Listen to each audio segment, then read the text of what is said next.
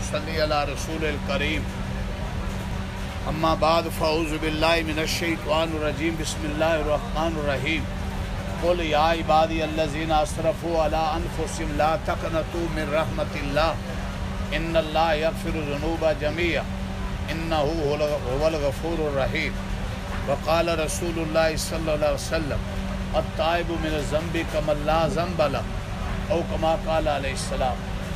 توبہ سچی کر لینے سے سارے گناہ معاف ہوتے ہیں، حج کر لینے سے بھی گناہ معاف تو ہوتے ہیں۔ اگر کوئی حج مبرور کرے، جس کی تفصیل بتلا دی تھی، نیکیوں والا حج، اخلاص والا حج، جس حج میں شریعت کے احکام کے خلاف کوئی حرکت نہ کی ہو، وہ حج جو واپسی پر ہماری زندگی میں نمایاں تبدیلی دکھائے۔ پہلے جھوٹ بولتے تھے، اب نہ بولیں، پہلے سود کھاتے تھے، اب نہ کھائیں، پہلے ناچ گانا کرتے تھے، اب نہ کریں، پہلے کو بددیانتی ناپ تول میں گڑبڑ، اب اس سے بچیں۔ علامت ہے کہ حج قبول ہے۔ ایسے حج کا انعام بھی یہ ہے کہ ایسے واپس لوٹے گا جیسے سجایا بچہ، گناہوں سے صاف۔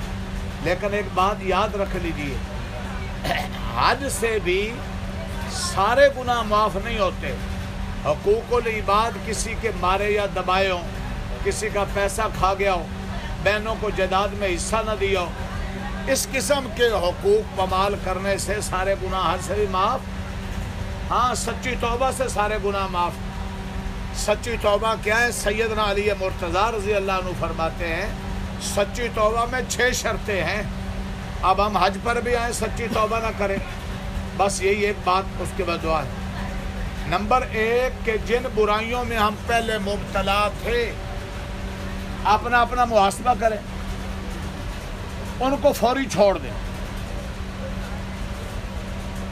اس لیے میری گزارش ہے، جو ہمارے بھائی ایک مٹھی سے پہلے داڑھی کٹا رہے ہیں یا نہیں رکھی، ان سے بھی گزارش ہے کہ سچی توبہ کر لیں اور ہمت کر لیں۔ اب ذہن میں آئے گا کہ یار داڑھی والے تو غلط کام بھی کرتے ہیں، تو بھائی ہم نہ غلط کام کریں۔ سارا دین داڑھی نہیں ہے، لیکن سارے دین میں داڑھی بھی ہے۔ ہاں، اسی طرح سچی توبہ میں جو بھی برائی ہے، اگر پہلے نماز کی پابندی نہیں، کوئی جھوٹ سرزد ہو جاتا ہے، کوئی دھوکہ ہو جاتا ہے، اب ان ساری چیزوں سے توبہ طیب ہو جائے۔ جو پہلے غلطیاں کر لی ہیں، دوسری شرط اس پہ شرمندہ ہوں، تیسری شرط کہ آئندہ برائی نہ کرنے کا پختہ ارادہ کرے۔ عام طور پر یہ 3 شرطیں توبہ کی بیان کی جاتی۔ حضرت علی فرماتے ہیں رضی اللہ تعالیٰ عنہ کہ 6 شرطیں ہیں سچی توبہ کی۔ چوتھی شرط، کسی کا حق مارا ہے تو واپس کریں۔ 5ویں شرط، اگر اللہ کے حقوق واجبہ، قضا نمازیں، قضا روزے ذمے ہیں تو ان کی ادائیگی کریں، ترتیب بنائیں۔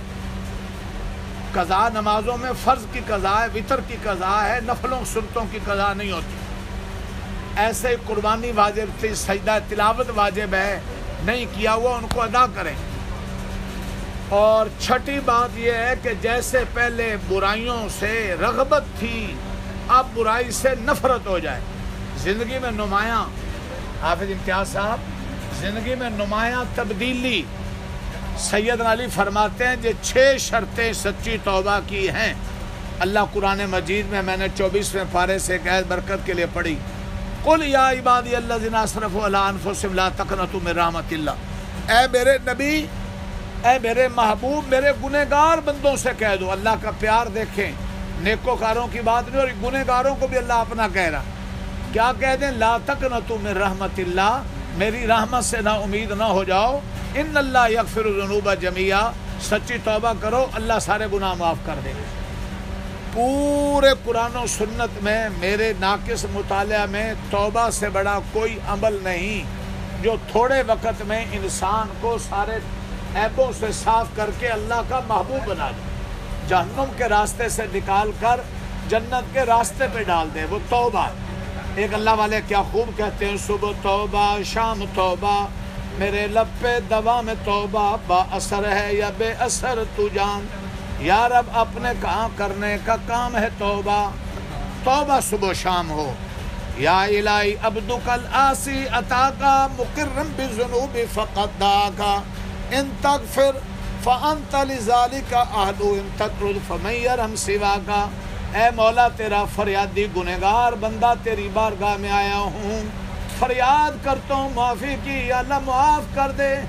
اگر تو معاف کر دے گا تو تیری رحمت ہے، اگر تو دھتکار دے گا تیرے سوا اور کہاں جاؤں۔ وہ ایک ہے نا بدعا کرتے ہیں، ساری رات نفل پڑھتا رہا، ایک بزرگ اللہ والے اٹھتے رہے اور دعائیں مانگتے رہے تو آگے سے آواز آتی تمہاری عبادت قبول کوئی نہیں۔ نوکر نے کہا حضرت آپ ساری رات نیند قربان کرتے ہیں، جاگتے ہیں، عبادت کرتے ہیں، آگے سے آواز آتی قبول کوئی نہیں، مزے سے سو جاؤ۔ تو اللہ والے نے عجیب بات کہی، اس نے کہا ان کے در کے علاوہ کوئی در بھی تو نہیں جہاں جا کر سر جھکاؤں جھولی پھیلاؤں، ہر جگہ تو دھکے ہیں، کسی سے کچھ نہ مانگو تو سب اچھا، کچھ مانگ لو تو سب کے چہرے بدل جاتے ہیں۔ بیٹا ماں سے بار بار مانگے تو ماں بھی کہتی ہے دفعہ ہو جا، تجھے بھی 500 دیا تھا، پھر 1000 دیا تھا، پھر ایک ذات ایسی ہے بار بار مانگو اس کے سوا کوئی ٹھکانہ نہیں۔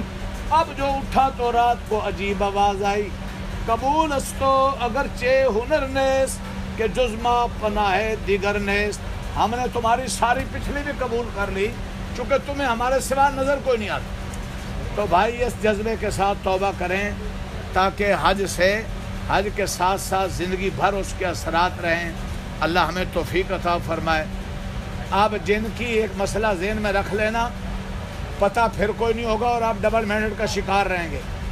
جن حضرات حاجیوں کے اب مکہ میں قیام ہونا ہے، کل آپ مکہ میں چلے گئے ہیں، اب مکہ میں جن کا 15 دن سے حاجی امجد صاحب سے پوچھ لینا یا اس سے زیادہ دن کا قیام ہوگا، میدان عرفات اب نہیں جانا جی۔ ابھی آپ دیکھتے آ رہے ہیں آبادی، وہ دونوں طرح علماء کی رائے ہے، جید مفتیان کی، مکہ سے بھی میں نوٹ کرتا رہا ہوں، یہاں تک سارے روڈ پر کیا تھا، آبادیاں آبادیاں آبادیاں آبادیاں، او بڑی آبادی۔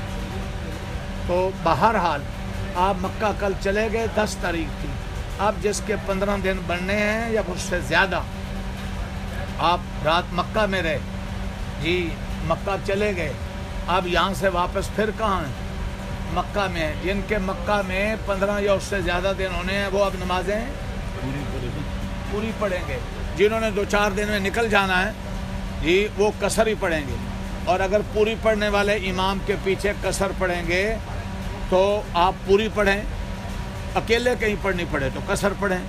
اپنی دعاؤں میں یاد رکھیں، الحمدللہ رب العالمین الرحمن الرحیم مالک یوم الدین۔ یا مولا اپنی رحمت سے ہمارے پوری امت کے گناہوں کو معاف فرما،